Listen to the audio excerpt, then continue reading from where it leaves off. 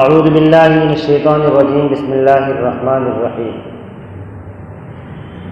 لقد کان لکم فی رسول اللہ اسوۃ حسنہ صدق اللہ العظیم۔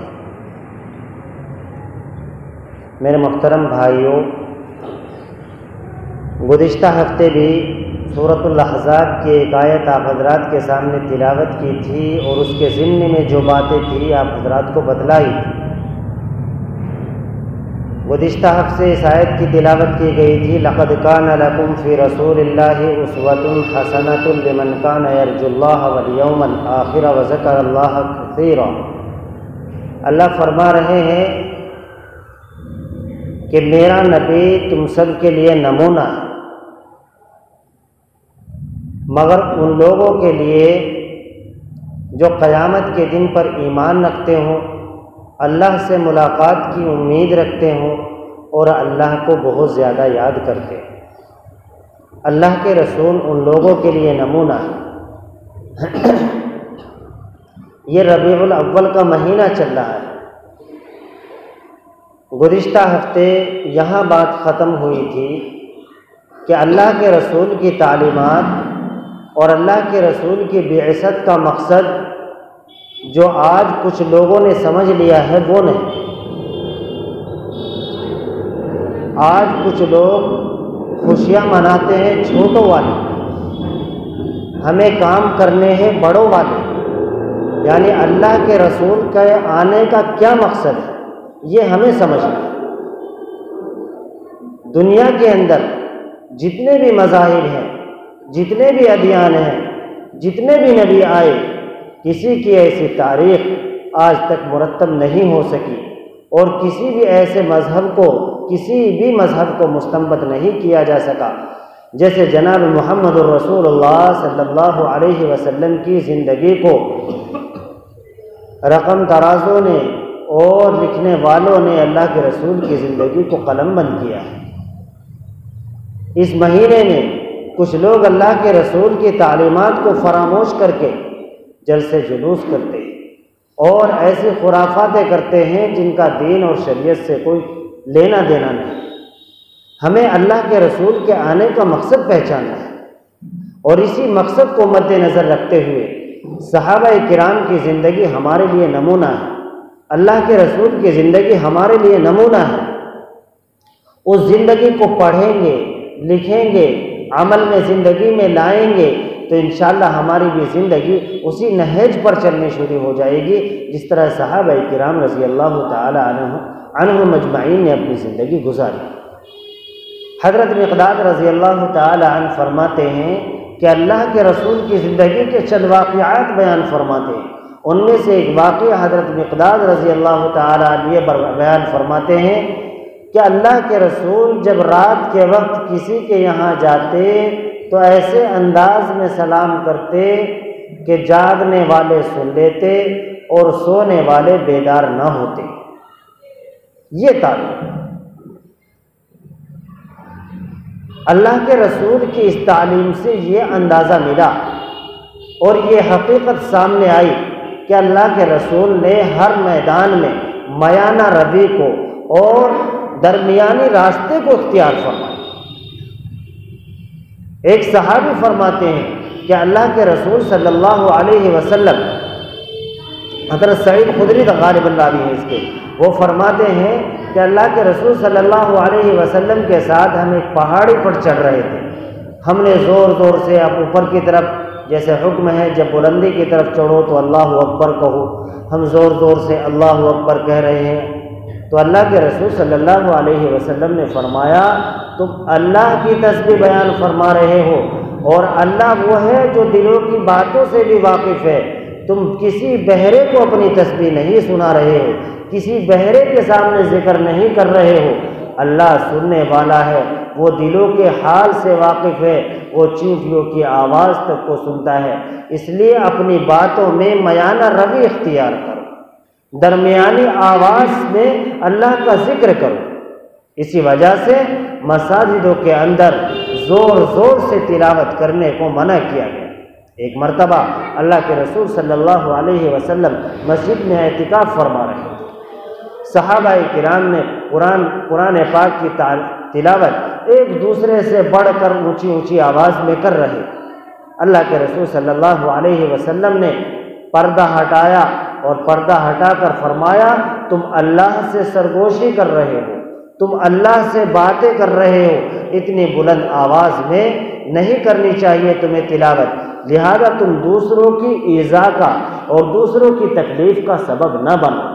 اس لیے مسجدوں میں تلاوت بھی بیانہ انداز میں اور درمیانی انداز میں کرنی چاہیے۔ مسجد میں بہت زور زور سے باتیں کرنا، چاہے وہ بیان ہو چاہے وہ تلاوت قرآن ہو، تلاوت قرآن جیسی چیز کو اللہ کے رسول فرما رہے کہ درمیانی آواز میں کرنی چاہیے، تو یہ تو پھر بھی بیان ہے، میانہ روی اور درمیانی انداز ہمیں اختیار کرنا چاہیے، مجمع کے حساب سے بات کرنی چاہیے، یہی بہتر طریقہ ہے۔ اسی وجہ سے یہ اللہ کے رسول کی تعلیم ہے۔ گھروں میں کیا تعلیم اللہ کے رسول دے رہے کہ گھر میں جاؤ تو سلام کرو، رات کا وقت ہو تو ایسے سلام کرو، جاگنے والے سن لے اور سونے والے بیدار نہ ہو۔ یہ تعلیم اللہ کے رسول مسجد میں آ رہے ہیں تو مسجد میں یہ تعلیم دے رہے ہیں کہ درمیانے انداز میں بات کرو، درمیانی انداز میں بات کرو۔ اللہ کے رسول صلی اللہ علیہ وسلم ہر معاملے میں درمیانی راہ اختیار فرماتے تھے، اسی وجہ سے مقولہ ہے خیر الامور اوساطها، کہ ہر کام میں میانہ روی اور درمیانی اختیار کیا کرو۔ اسی وجہ سے قرآن میں فرمایا اہدنا الصراط المستقیم، اے اللہ ہمیں سیدھے راستے پر چلا۔ حضرت ابو ہریرہ رضی اللہ تعالی عنہ نے ایک مرتبہ پوچھا، یا دوسری روایت میں ہے حضرت ابو ہریرہ سے کسی نے پوچھا کہ تقویٰ کیا ہے اور صراط مستقیم کیا ہے، تو انہوں نے فرمایا کبھی خاردار جھاڑی کے درمیان سے گزرے ہو، کانٹوں والی جھاڑی کے درمیان سے گزرے ہو؟ فرمایا ہاں۔ کہ کیسے چلتے ہو؟ کہ ہر ممکن کوشش کرتے ہیں کہ ادھر سے کانٹا نہ لگے، ادھر سے کانٹا نہ لگے۔ تو دین بھی صراط مستقیم کا نام ہے، نہ ادھر بھٹکو نہ ادھر بھٹکو، درمیانی راہ چلتے رہو، انشاءاللہ منزل پر پہنچ جاؤ گے اور کامیابی حاصل کر لو۔ تو اللہ کے رسول کی جو تعلیمات ہے ان تعلیمات کو ہمیں اپنی زندگیوں میں ڈھالنا ہے۔ اللہ کے رسول کیسے سوتے تھے؟ اللہ کے رسول کا کھانے کا طریقہ کیا تھا؟ اللہ کے رسول کا بات کرنے کا انداز کیا تھا؟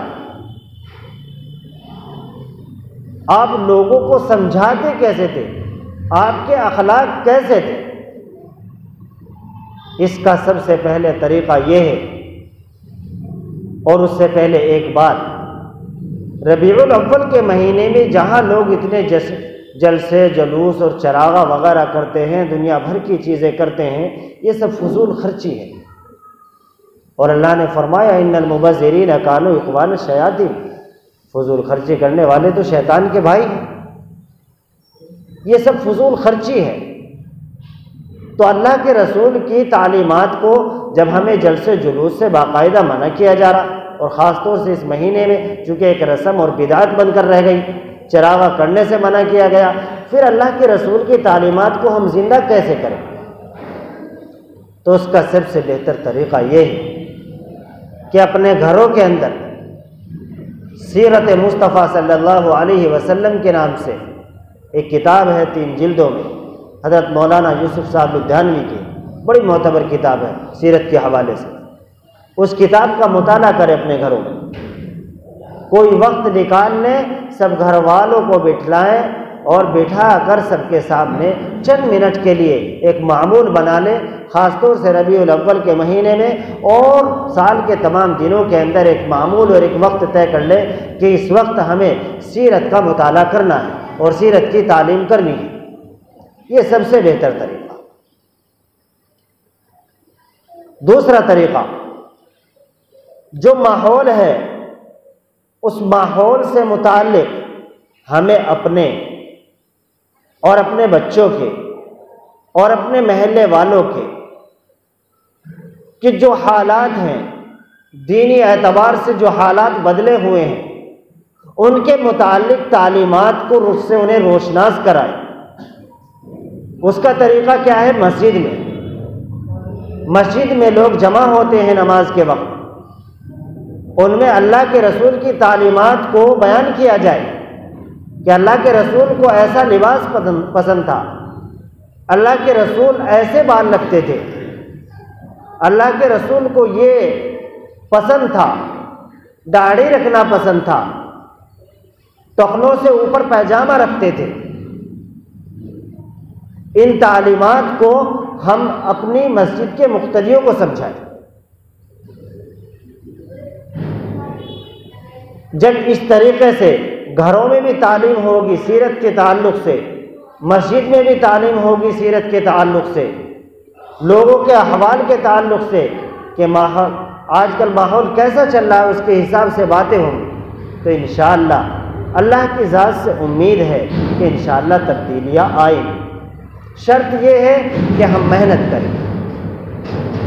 ایک تیسرا طریقہ کیا ہے؟ ایک طریقہ یہ ذہن میں آتا ہے کہ جو لوگ ذمہ دار ہیں، جنہیں اللہ نے اللہ کی تعلیمات سے اور رسول کی تعلیمات سے تھوڑا بہت روشناس کرایا ہے، جو جانتے ہیں وہ اپنے ذمے لے لیں کہ کم سے کم مجھے اس محلے پر اور اس گھر والوں پر، اتنے گھروں پر محنت کرنی، اور اس کے تعلق سے ہمیں تشکیل بھی کرنی ہے، سمجھانا بھی ہے لوگوں کو۔